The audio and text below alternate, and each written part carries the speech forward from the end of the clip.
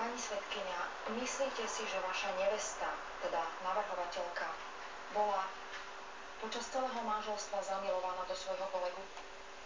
Ja myslím, že áno, že vzťah priebežne udržovala. A odkiaľ máte takéto informácie? No ja ich mám sama od seba.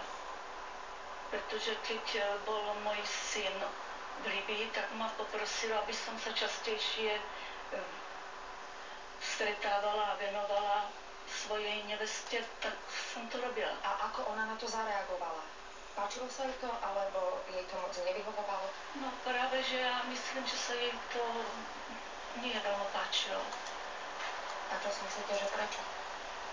Pretože keď som častejšie chodila do ich domácnosti, tak som aj častejšie stretávala, že vyprevádza svojho priateľa Gejzu, toho Róma.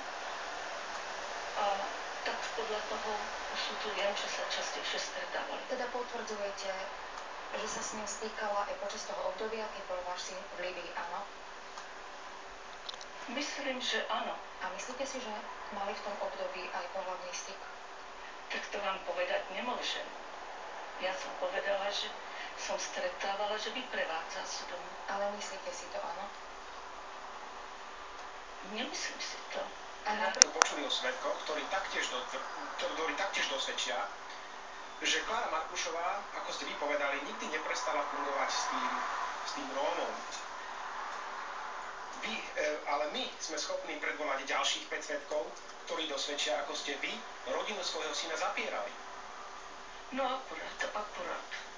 Nie len, že zapierali, ale ostentatívne ste si nenechali ujsť príležitosť, aby ste svoju nevestu neoznačili